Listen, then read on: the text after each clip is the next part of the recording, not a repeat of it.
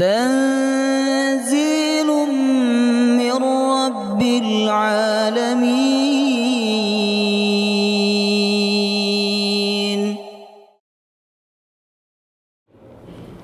بسم الله الرحمن الرحيم.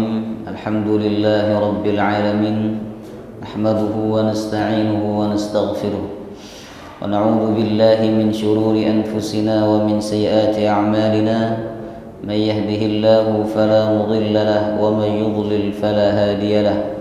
أشهد أن لا إله إلا الله وحده لا شريك له، وأشهد أن محمدا عبده ورسوله لا نبي ولا رسول بعده. اللهم صل وسلم على سيدنا ونبينا محمد وعلى آله وصحبه أجمعين. اللهم إنا نسألك علما نافعا ورزقا طيبا وعملا متقبلا، آمين ya rabbal alamin. Alhamdulillah, segala puji bagi Allah yang menuntun kita semua untuk melakukan kebaikan malam hari ini. Semoga seluruh amal kebaikan kita diterima oleh Allah SWT. Amin ya rabbal alamin. Baik jemaah rahimakumullah, kita akan lanjutkan pembahasan tentang jenazah dari kitab Umdatul Ahkam, halaman 116. Pertemuan pekan kemarin kita telah mempelajari 3 hadis, ya, yang mana 3 hadis tersebut berkaitan mengenai sholat jenazah, ya. Sholat jenazah. Hadis yang pertama 162, bahwa Nabi SAW diberitahu oleh Allah SWT tentang kematian Raja An-Najasyi yang ada di Habasyah.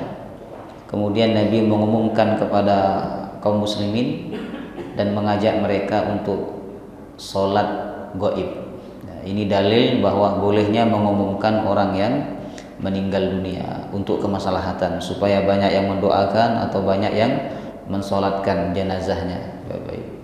Kemudian bolehnya juga melaksanakan sholat jenazah secara gaib apabila tidak memungkinkan untuk hadir langsung sholat, ya.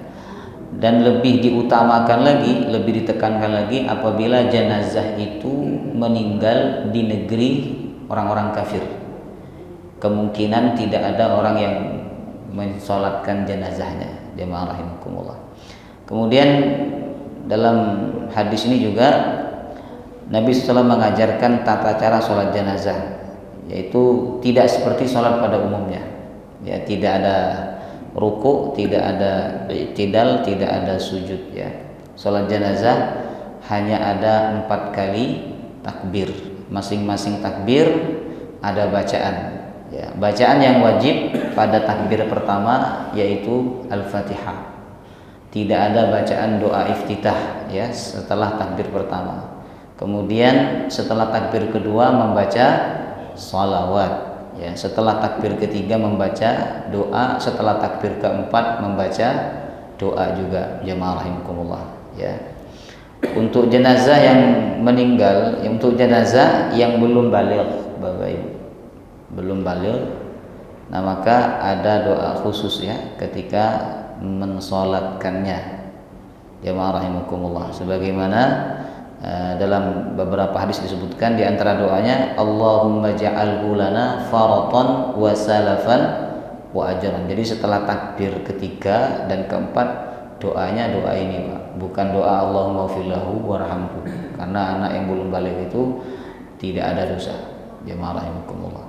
Baik, dan seterusnya ini sudah kita pelajari pada pertemuan sebelumnya. Hadis 163 dianjurkan sholat jenazah untuk dilakukan secara bersop-sop, ya, bahkan disunahkan untuk 2 atau 3 sof, jemaah rahimakumullah. Kalau jemaahnya ada 4 orang, berarti jadikan 2 sof. Kemudian kalau jemaahnya ada 6 orang, berarti jadikan 3, berarti 2, 2, 2. sunnah jemaah rahimakumullah. Baik. Lalu kemudian bolehnya sholat jenazah di kuburan setelah jenazahnya dimakamkan atau dikuburkan, boleh ya, karena yang dilarang dalam hadis itu sholat pada umumnya, ada ruku, ada sujud. Adapun sholat jenazah karena tidak ada rukunya, hanya takbir saja dan isinya doa, maka diperbolehkan jemaah rahimakumullah. Sampai kapan? Sampai sebagian ulama mengatakan sampai diyakini mayat yang ada di dalam tanah itu sudah hancur jemaah rahimakumullah. Baik, sekarang kita masuk hadis 165 Bapak Ibu. An Aisyah radhiyallahu anha anna Rasulullah sallallahu alaihi wasallam kuffina fi thalathati athwab yamaniyah bidin sahuliyah laisa fiha qamisun wala imamah. Dari Sayyidah Aisyah radhiyallahu anha menceritakan bahwa Rasulullah SAW dikafani dengan 3 lembar kain dari Yaman yang berwarna putih, bersih dengan baju tanpa mengenakan surban jemaah rahimakumullah ya. Jadi bersih dengan baju, maksudnya tidak pakai baju jemaah rahimakumullah ya. Kemudian tidak mengenakan sorban Bapak Ibu. Jadi hanya dibungkus begitu saja jemaah rahimakumullah. Enggak ada bajunya, enggak ada sorbannya ya, enggak ada pempesnya dan sebagainya ya. Baik. Kemudian berdasarkan hadis ini ada beberapa pelajaran yang dapat kita ambil Bapak Ibu. Yang pertama, kemuliaan manusia. Meninggal pun, mati pun masih dihormati, yaitu dengan dibungkus, dijaga kehormatannya, tidak diperlihatkan auratnya, bahkan dibungkus seluruh badan jemaah rahimakumullah. Kemudian berdasarkan hadis ini wajibnya membungkus jenazah, mengkafani jenazah, wajib hukumnya ya. Kalau tidak dikafani maka yang masih hidup berdosa. Tapi ini wajib fardu kifayah ya. Nah, ukuran wajibnya seperti apa Pak? Ulama berbeda pendapat. Kalau dalam mazhab Syafi'i dan mazhab Maliki, ukuran wajib menutup jenazah dengan kain kafan itu adalah yaitu batas minimalnya bagian auratnya. Kalau laki-laki auratnya kan dari pusar sampai lutut. Jadi seandainya kain itu hanya menutup pusar sampai lutut saja jemaah rahimakumullah, dalam mazhab Maliki dan Syafi'i sudah cukup Bapak Ibu. Karena tujuan kain kafan itu supaya auratnya tidak terlihat. Tapi dalam mazhab Hambali jemaah rahimakumullah mengatakan ukuran wajibnya itu adalah menutup seluruh anggota badan. Mau dengan 1 kain atau 2 kain atau 3 kain, intinya menutup seluruh anggota badan. Baik. Dan ini yang banyak dipilih oleh para ulama jemaah rahimakumullah ya, sebagaimana prakteknya para sahabat, kemudian prakteknya para ulama-ulama setelah mereka Bapak Ibu. Baik, itu jadi ukuran wajibnya berbeda pendapat, tapi kita ambil pendapat yang paling aman, yaitu menutup seluruh anggota badan dari ujung kepala sampai ujung kaki, sehingga ketika itu tidak ada lagi yang terlihat, walaupun ujung kuku nggak kelihatan jemaah rahimakumullah. Baik. Kemudian berdasarkan hadis ini juga disunnahkan kain kafan itu bersih dan berwarna putih, sunnah Pak ya. Kain kafan itu Pak maknanya kain penutup. Cuman orang membayangkan kain kafan itu yang khusus itu kan. Nah, padahal kain kafan itu artinya penutup Pak, penutup. Jadi misalnya mau pakai sarung atau pakai batik apa? Jari jemaah rahimakumullah itu disebut dengan kain kafan. Nah, cuman sunnahnya dalam hadis ini adalah sunnahnya yang bersih dan berwarna putih. Karena warna yang paling baik itu kata Nabi untuk pakaian kalian yang masih hidup maupun yang meninggal dunia adalah yang berwarna putih. Jemaah rahimakumullah, ya. Kemudian termasuk juga sunnah dalam mengkafani jenazah yaitu salasati aswab, dengan 3 lembar kain. Ini untuk laki-laki. Kalau untuk perempuan 5. Kenapa perempuan 5? Karena aurat perempuan lebih banyak, sehingga kainnya harus lebih tebal. Jemaah rahimakumullah, ya. 3 kain itu ukurannya sama, Bapak Ibu. 3 lembar itu, ya. 3 lembar itu ukurannya sama, sehingga nanti ketika dibungkus tinggal dilipat aja dari yang kanan gini, 1, 2, 3. Jemaah rahimakumullah, ya. Baik.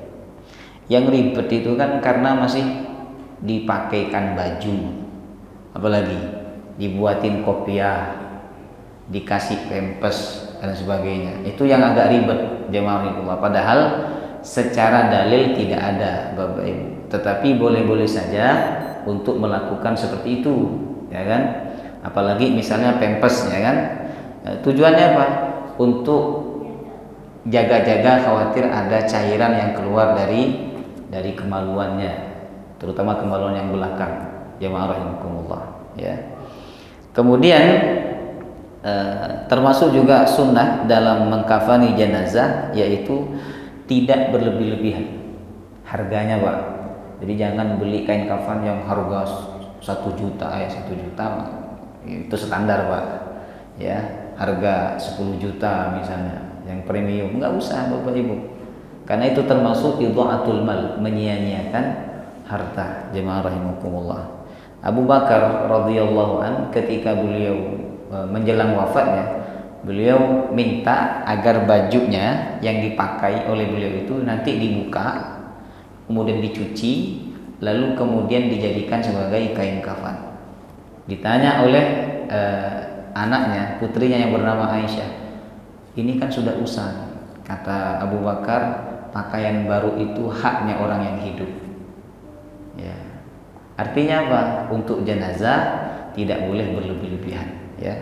Kemudian jemaah rahimahullah, termasuk sunnah dalam mengkafani jenazah memulai dari sebelah kanan. Jadi ketika membungkusnya, melipatnya dari sebelah kanan dulu, ya, baru sebelah kiri dan seterusnya.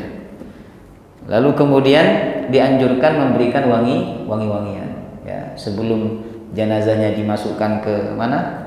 Ke kain kafan itu, kain kafannya dikasih wangi-wangian dulu. Sunnah tatoyub itu. Jadi tatoyub itu sunnah untuk orang yang hidup dan juga sunnah untuk orang yang meninggal dunia. Jamaah rahimakumullah, ya. Kemudian sebagian ahli fikih, Pak, sebagian ahli fikih menganjurkan untuk menutup celah, ya. Tapi ini tidak ada hadisnya, tidak ada dalilnya, ya.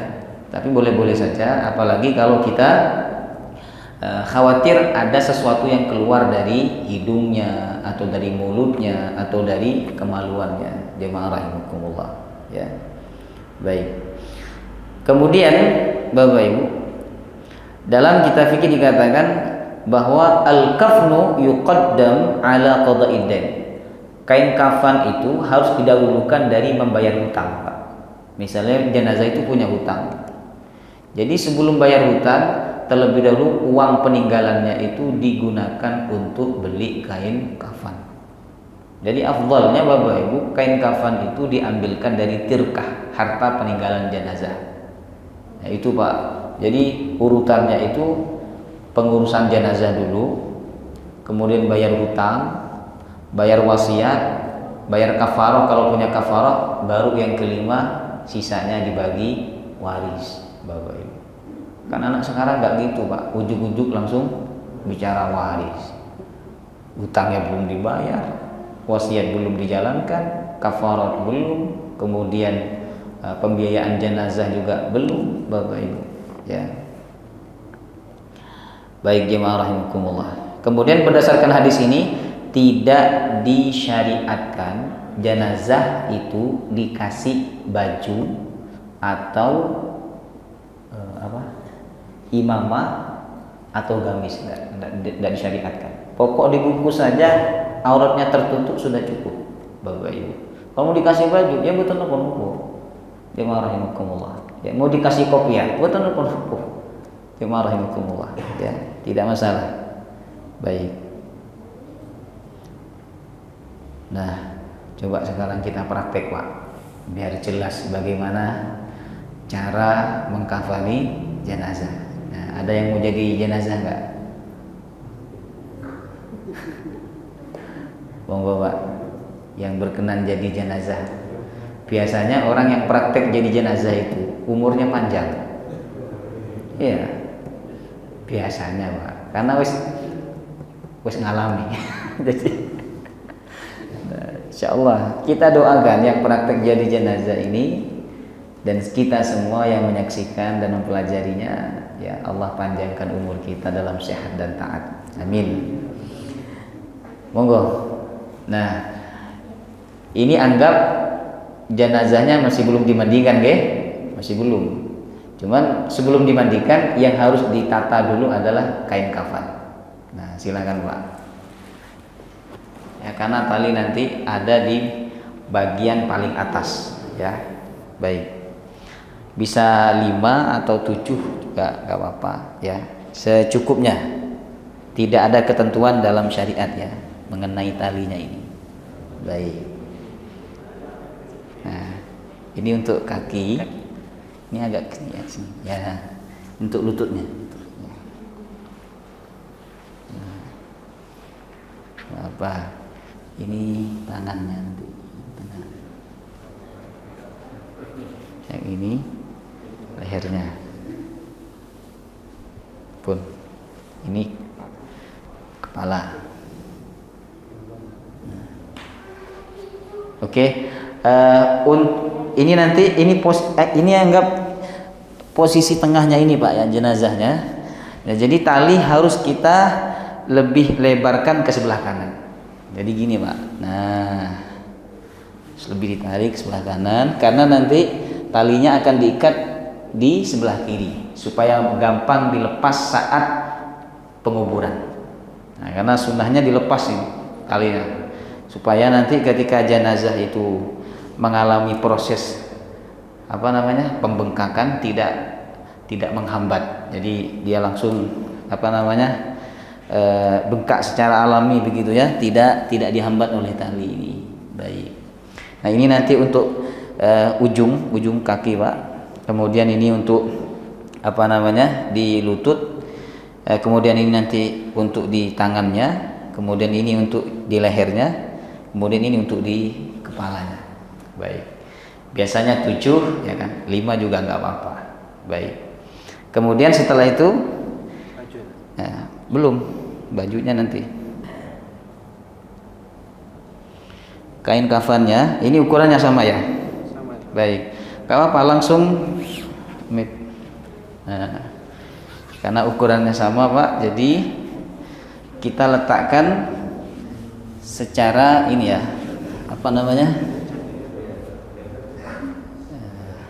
tolong dicari agak ke belakang sedikit.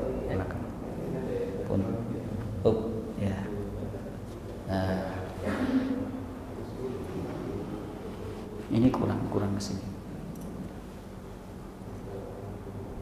Ya. Nah, kurang. Ya, kurang ketemu. Baik. Nah, baik, Pak.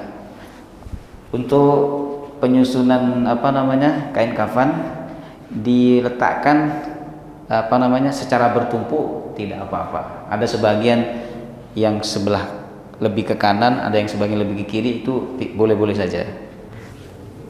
Jadi kita letakkan persis di atasnya, ya, untuk lapisan yang kedua. Oh, ini. Oh, ya. Baik. Ya.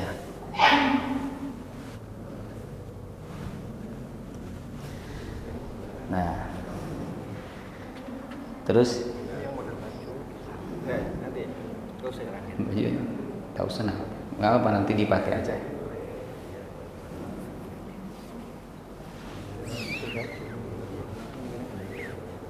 Nah,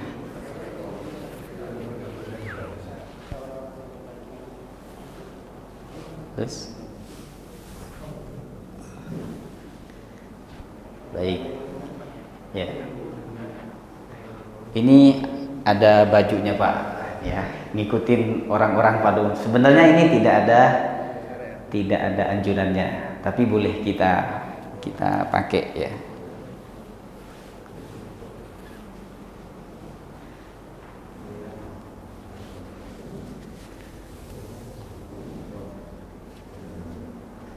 Ini kurang ke atas, salah ya, nggak kebalik ini kan. Enggak, ini nggak kebalik lah. Hah? Oh iya. Ya. Kurang ke atas ini ya.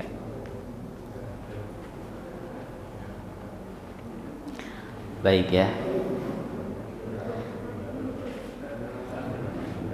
Kemudian, nah ini buat popoknya Pak.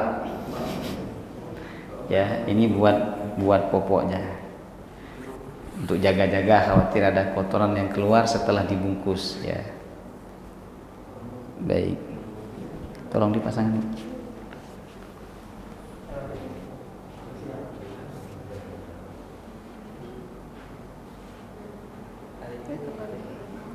Di atasnya warna di perutnya. Nah, baik.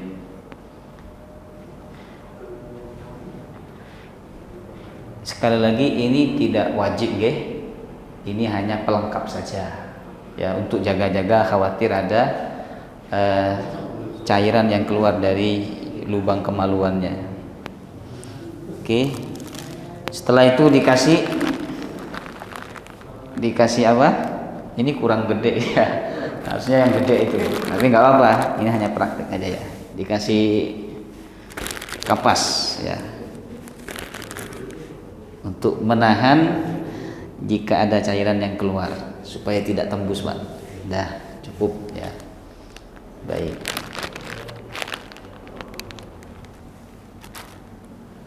Nah, kemudian kalau ada minyak wangi di sunnah dikasih minyak wangi, Pak. Ya, disemprot ya. Sunnah. Tatoyub namanya. Nah, sekarang jenazahnya diangkat. Gak usah. Ya, ini jenazahnya. Anggaplah Pak Agus ya. Monggo. Langsung aja. Jenazahnya bisa jalan nih, Pak. Baik, ya. Oke. Gimana tuh? Kurang mundur. Kurang mundur ya. Pas juga. Kurang mundur dikit. Mundur. Bawah. Ya, maju. Ya. Jenazahnya bisa diatur enak. Kurang, Pak. Kurang maju. Ya, maju ya. Oke. Maju lagi dikit. Maju ke sana. Oh, enggak, udah pas. Kakinya nanti kan? Kurang. Berarti munduran sedikit. Ke sana tuh. Enggak, munduran.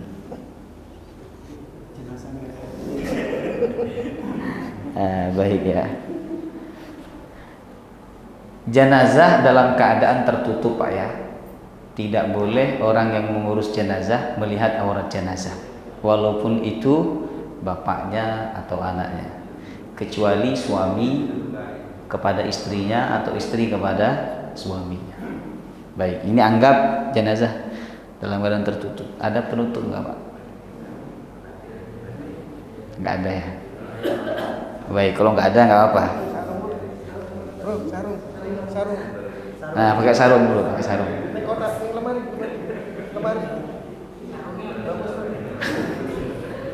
Nah, Ya wes itu sarung. itu sarung. Ya. Baik.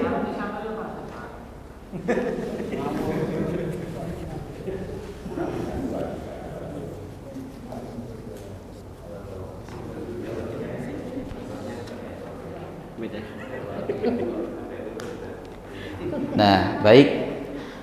Pertama-tama yang kita lakukan adalah melipat pempesnya, ya, popoknya kita lipat.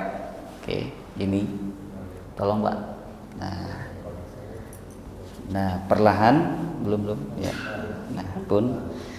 Nah, kemudian Di bawahnya. Iya, taruh di bawahnya. Nah, gini Pak ya. Nah, oke, pun. Ini usahakan auratnya tidak kelihatan, Bapak Ibu, ya. Kemudian setelah itu diikat, ya. Ikatannya baik. Nah. Oke, sampun. Nah, ditutup kembali ya. Walaupun sesama laki-laki tetap tidak boleh melihat aurat inti. Aurat inti itu tolong Pak kakinya Pak. Tangannya seperti keadaan sholat ya, bersedekap. Oke. Selanjutnya Bapak Ibu ya, ini kaki boleh diikat ya. Kalau merenggang seperti ini harus diikat nih Pak. Nah, diikat aja ini ya, karena kurang tali pengikatnya, jadi nggak apa-apa. Nah, kemudian baru bajunya. Ini bajunya kebesaran ya. Baik, Bapak Ibu.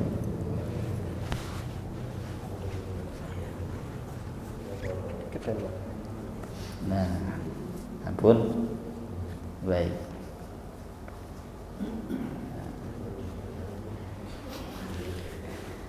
Nah, ini Pak, setelah pempes dan baju sudah dipasang, nah maka mulailah lipat dari sebelah kanan. Tolong Pak ya.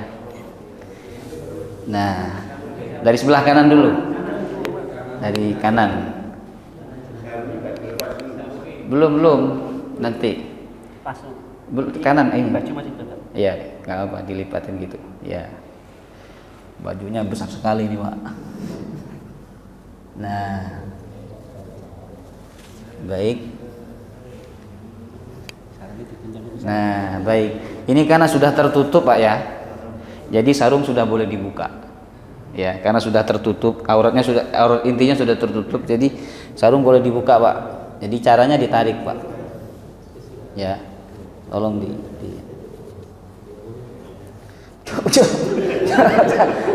jangan berdiri Pak.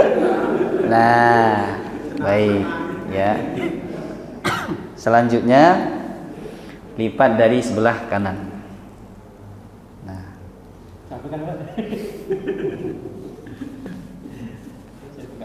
ini kurang lebar ini Pak ya, kain kafannya kurang lebar.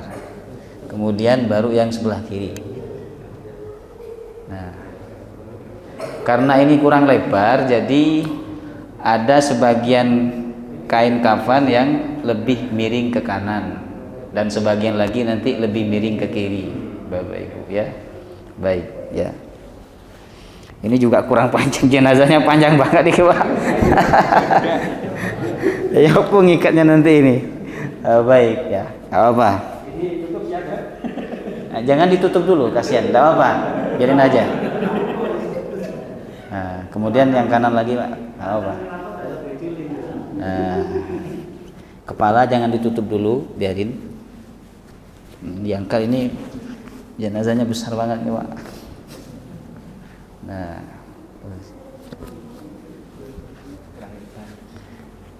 ini kurang lebar ini Pak. Baik. Kemudian nih.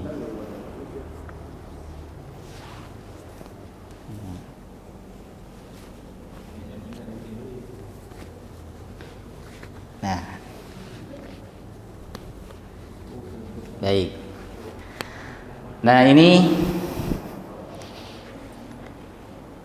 tinggal kepala yang belum ditutup. Mungkin ada yang ingin mencium, monggo.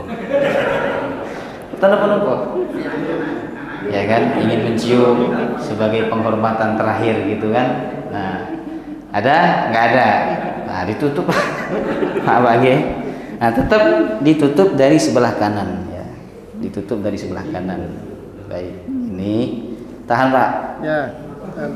Nah, baik, ditutup dari sebelah kanan, ya. Jangan rapat-rapat, kasihan Pak. Wes masih bisa nafas Pak? Bisa. Nah, baik. Oh, kurang panjang ya Pak. Panjang. Nggak apa. Baik. Selanjutnya, Bapak Ibu, ya, tinggal diikat saja ini. Nah, ini Pak, diikat Pak. Anggaplah. Ini nggak bisa diikat, ini kurang panjang ini. Baik. Kalau nggak kuat bilang Pak. Pak. Baik Bapak Ibu, tinggal diikat saja. Ikatannya ya jangan begitu kuat ya. Nah begini, intinya diikat ya. Ini karena kurang panjang. Kemudian diikat juga Pak. Ya ini bagian kepala diikat ya. Nah diikat. Coba cek Ustaz. Nah, baik, teruskan diikat lagi Pak. Nah, diikat, oke. Diikat. Nah. Ya. Tak buka sedikit Pak, kasihan. Jenazah. Tak buka. Nah. Nah, kita tunggu. Wah. Nah, oke.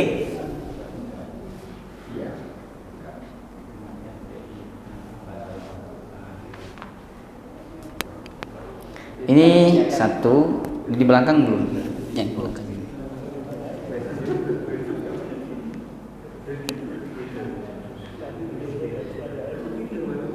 Nah, baik. Sebenarnya mengkafani jenazah itu gampang, ya, gampang. Yang penting auratnya tertutup, ya, seluruh badan tertutup, Bapak Ibu, ya. Kemudian setelah selesai dikafani maka disolatkan. Ya, kalau laki-laki jenazahnya posisinya imam ada di kepala. Kalau perempuan ada di tengah, Pak. Begini ya. Ini sunnah, tidak wajib, Bapak Ibu.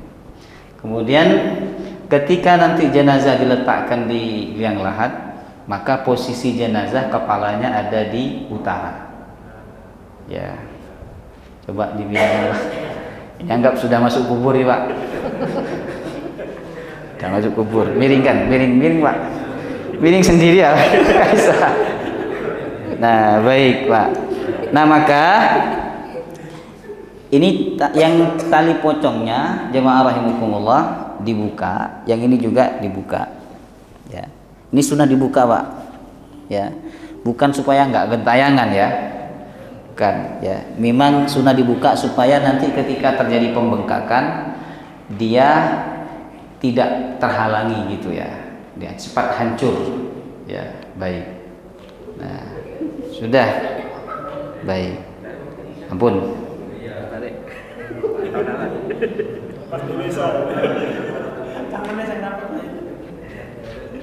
Ini kepalanya. Tadi jalan lepas. Oh ini kepalanya belum? Baik. Untuk melepas kain kafan nggak ada ya, nggak ada ketentuannya karena jenazahnya sudah dimakamkan. Baik.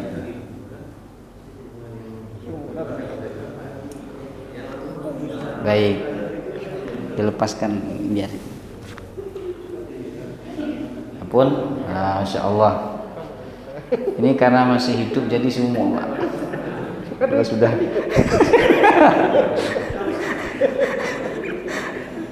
baik ya. Nah.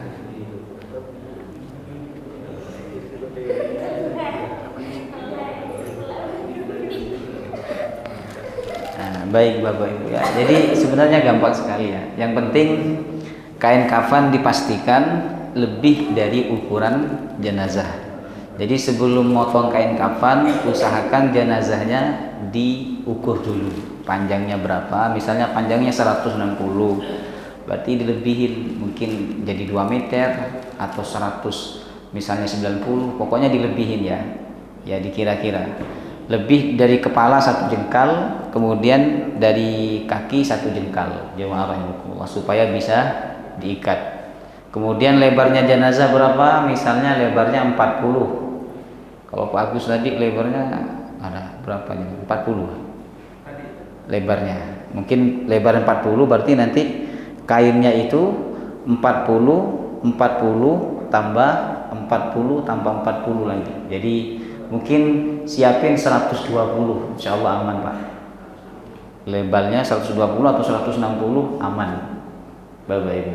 Jadi nggak ngepres seperti tadi. Kalau ngepres seperti tadi ya Pak, berarti ada sebagian kain kafan yang nomor 2, lapisan yang kedua itu agak ke kanan dikit, lapisan yang ketiga agak ke kiri sedikit. Jemaah rahimakumullah. Baik, ya, bisa dipahami? Nah, baik. Suatu waktu kalau mudinnya di luar kota, nah, jangan repot jenengan, mandikan sendiri, kemudian kafani sendiri. Nah, setelah itu tinggal disolatkan. Sudah selesai, Pak. Nah, baik. Jadi sekali lagi saya tegaskan, untuk kopiah, baju, popo itu nggak ada ketentuannya, tidak ada syariatnya Bapak Ibu, nggak ada. Jemaah rahimakumullah. Termasuk juga memasukkan kapas ke hidung, ke mata, ke ketiak, ya itu tidak ada. Ya, cuman jaga-jaga saja, khawatir kan ada sebagian jenazah itu Pak mati karena kecelakaan sehingga dari hidungnya masih keluar darah. Nah, itu perlu disumbat. Jemaah rahimakumullah. Kadang dari mulutnya masih keluar air liur, itu perlu disumbat juga Bapak Ibu. Oke. Ya. Jadi lebih susah bungkus apa ini? Bungkus orang hidup, ya. Orang mati itu karena orang sudah mati jadi gampang untuk diperlakukan Bapak Ibu. Termasuk mandikan jenazah itu lebih gampang daripada mandikan orang yang hidup, ya. Nah, baik, jemaah. Ya, barakallah Pak Agus, terima kasih sudah praktek jadi jenazah tadi, insyaallah. Gimana rasanya tadi Pak? Sumu ya. Tapi jangan tidak menghayati jadi jenazah nah buatan. Nah, baik, kita lanjutkan hadisnya ya. Ini tentang memandikan jenazah 166. Ummu Atiyah Al-Ansari berkata, Rasulullah SAW menemui kami tatkala putrinya yang bernama Zainab meninggal dunia. Beliau lantas bersabda, mandikanlah dia 3 kali, 5 kali, atau lebih banyak daripada itu, jika kalian memandang perlu hal tersebut dengan menggunakan air dan daun bidara. Campurilah yang terakhir dengan kapur barus atau dengan sedikit kapur barus. Jika kalian telah selesai, maka beritahulah aku. Ummu Atiyah berkata, ketika kami telah selesai memandikan jenazahnya Zainab putri Nabi, maka kami memberitahu beliau. Beliau lalu memberikan kain. Jadi ada kain sarung yang diberikan oleh beliau. Kemudian beliau berkata, kenakanlah kain ini padanya. Ya. Baik. Dalam riwayat yang lain dikatakan, atau mandikanlah dia 7 kali. Nabi bersabda, mulailah dari anggota badan sebelah kanan dan anggota wudhunya. Ummu Atiyah mengatakan, kami menjalin rambut Zainab menjadi berkepang 3. Baik. Dari hadis ini ada beberapa pelajaran Bapak Ibu. Yang pertama, wajibnya memandikan jenazah. Ya. Jenazah seorang muslim ataupun jenazah kafir itu tidak wajib dimandikan, jemaah rahimakumullah ya. Kemudian hendaklah yang memandikan jenazah ini jenis kelaminnya harus sama. Kalau perempuan ya perempuan, kalau laki-laki laki-laki. Kecuali yang boleh laki-laki memandikan perempuan itu adalah suami istri, boleh Pak. Bahkan lebih afdal kalau istrinya meninggal, seorang istri yang meninggal dunia, yang memandikan adalah suaminya. Jemaah rahimakumullah ya. Baik. Jadi sekali lagi tidak boleh anak laki-laki memandikan jenazah ibunya, memandikan jenazah kakak perempuannya atau adik perempuannya, tidak boleh. Jemaah rahimakumullah ya. Kemudian yang ketiga, disunahkan basuhan itu dimulai dari yang kanan. Yang kanan dulu Pak. Kemudian basuhannya sebanyak 3 kali atau 5 kali atau 7 kali sesuai kebutuhan. Ya, kalau belum bersih 3 kali tambah. Intinya terakhir kalau di total itu hitungannya ganjil. Jemaah rahimakumullah. ya. Kemudian disunnahkan untuk mencampur air dengan daun bidara, jemaah rahimakumullah, ya, karena itu lebih bersih. Kalau sekarang sudah ada sabun khusus Pak untuk jenazah, jemaah rahimakumullah, ya. Kemudian di akhir ya, setelah selesai semua pembasuhan, maka di akhir disiram dengan air yang dicampur kapur barus, jemaah rahimakumullah, ya. Baik. Kemudian Bapak Ibu, disunnahkan untuk tasrihu sya'ratil maitah. Disunnahkan untuk menyela-nyela rambutnya jenazah, jemaah rahimakumullah, ya. Disunnahkan untuk menyela-nyela rambutnya jenazah, dan disunnahkan juga nanti setelah dimandikan untuk jenazah perempuan, ya, jenazah perempuan tasrih itu dikepang, jemaah rahimakumullah, sunnah, ya, untuk jenazah perempuan. Baik. Kemudian bolehnya meminta tolong orang untuk memandikan, tidak hanya sendiri, ya, boleh, jemaah rahimakumullah.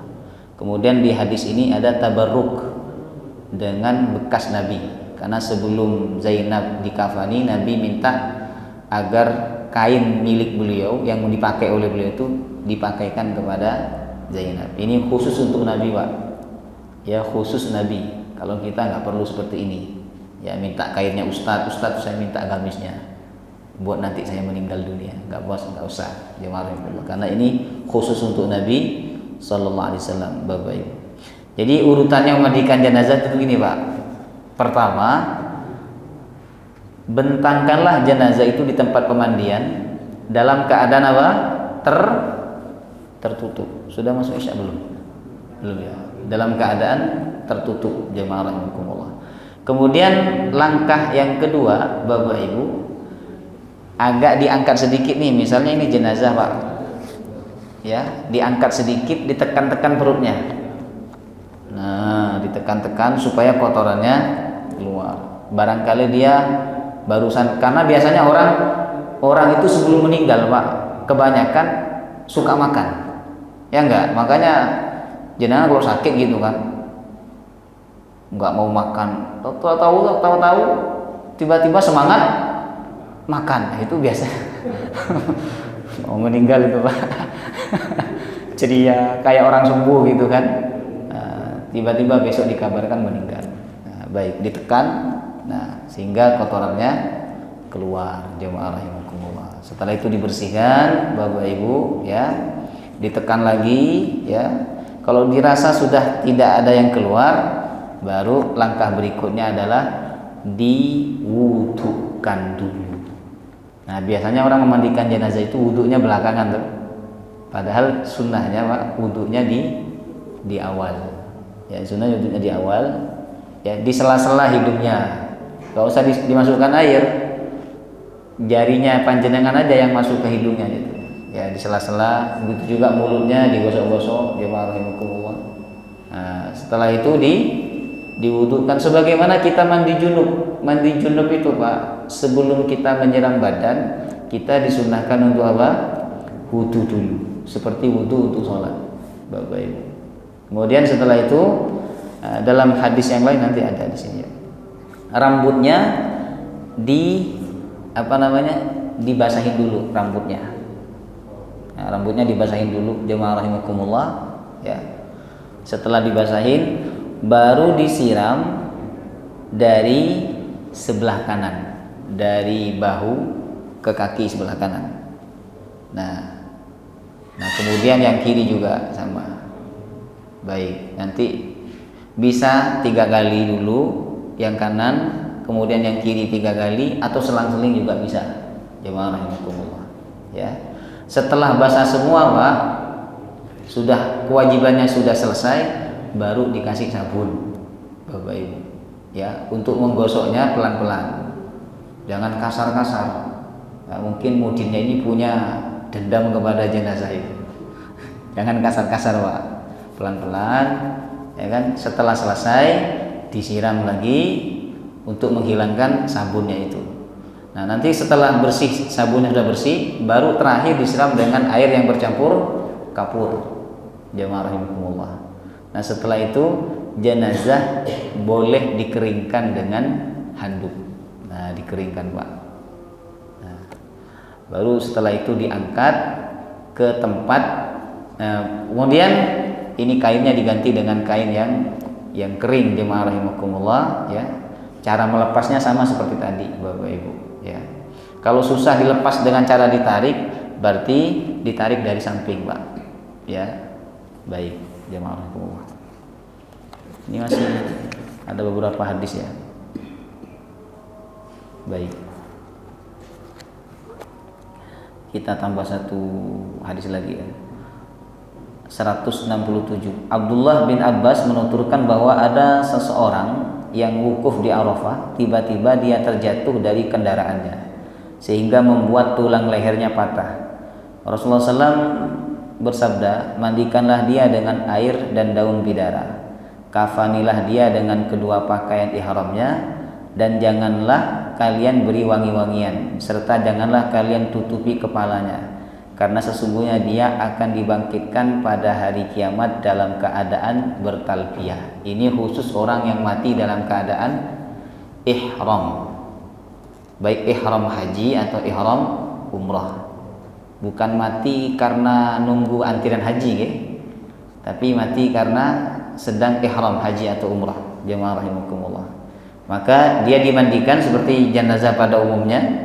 Kemudian Bapak Ibu dikafankan, ya, dengan kain ihramnya itu, jemaah rahimakumullah, ya, dengan dua kain ihramnya itu. Kemudian dan jangan diberikan wangi-wangian, karena orang yang ihram tidak boleh pakai wangi-wangian.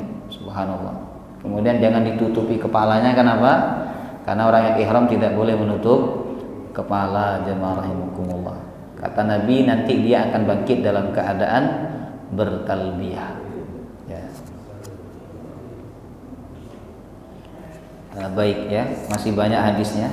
Insya Allah kita lanjutkan pertemuan berikutnya, ya, karena sudah masuk waktu isya.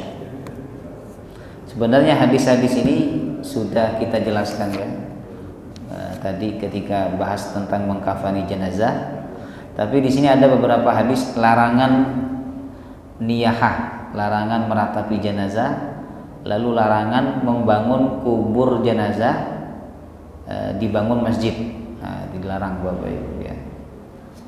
Baik, insya Allah kita bahas pertemuan berikutnya saja. Ada pertanyaan, Pak? Nah, silakan Pak Yudi. Terkait orang memandikan jenazah, apakah yang mengangkat ini harus orang yang terutama perempuan, ya? Apakah harus mahramnya atau tidak? Oh, yang ngangkat jenazah perempuan. Memandikan selesai untuk dipindah ke kanan atau tidak? Itu apakah harus mahramnya? Kalau yang meninggal itu adalah perempuan, berarti harus sesama jenis yang ngangkat, tidak boleh laki-laki, Bapak Ibu. Jadi termasuk mengkafani juga harus perempuan, nggak boleh laki-laki. Tidak hanya memandikan saja yang perempuan, ya, tapi mengkafani juga harus perempuan. Kalau yang meninggal perempuan, kecuali suaminya boleh. Jadi harusnya suami yang mengangkat, dan yang mengangkat itu, Pak, tidak satu orang, ya, paling tidak 3 orang yang ngangkat itu, Pak. Ada yang megang tengah, ada yang megang kepala, ada yang megang kaki. Jemaah rahimakumullah, ya kan, Bapak Ibu. Dan proses ngangkatnya itu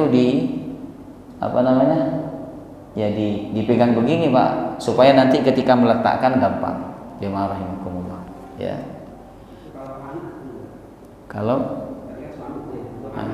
Kalau anak beda jenis tetap tidak boleh. Jadi orang tua tidak boleh memandikan anak perempuannya. Bapak nggak boleh memandikan anak perempuannya, ya, karena bapak itu tidak boleh melihat aurat anak perempuannya, aurat intinya. Aurat inti itu kalau bagi mahram, ya, adalah yang tidak biasa terlihat. Yang tidak bisa terlihat itu, Pak, dada sampai ke lutut. Itu nggak bisa terlihat, Bapak Ibu. Nah, itu nggak boleh dilihat walaupun oleh mahramnya, kecuali suaminya atau istrinya. Kalau laki-laki yang tidak biasa kelihatan yang mana? Mungkin dari pinggang ke ke paha jemaah. Ini nggak biasa kelihatan Bapak Ibu ya. Maka ini juga tidak boleh dilihat oleh perempuan walaupun perempuan itu mahramnya kecuali dia istrinya. Paham? Nah, baik jemaah. Kalau sudah terlanjur memandikan ibu, gimana kalau tadi karena aku itu dipaksa. Memandikan ibu. Iya, seorang ini. Baik ya. Tidak masalah kalau tidak tahu ya. Jemaah rahimakumullah. Tetapi sekali lagi tidak boleh itu. Jangan diulangi ya. Kalau sudah terlanjur bertobat kepada Allah ya, dan Allah akan mengampuni apa yang sudah berlalu Bapak Ibu. Ya, bertobat kepada Allah SWT. Baik. Harusnya yang memandikan anak perempuan atau suaminya atau mutinah, bukan mudin ya, mutinah. Kalau perempuan mutinah, Pak. Baik, ada lagi? Sampun nggih? Nah, jelas jemaah rahimakumullah. Baik, insyaallah pembahasan tentang jenazah Bapak Ibu akan kita lanjutkan pertemuan berikutnya ya. Mari sama-sama kita tutup dengan kafaratul majlis. Subhanakallahumma wa bihamdika asyhadu an la ilaha illa anta astaghfiruka wa atubu ilaik. Assalamualaikum warahmatullahi wabarakatuh.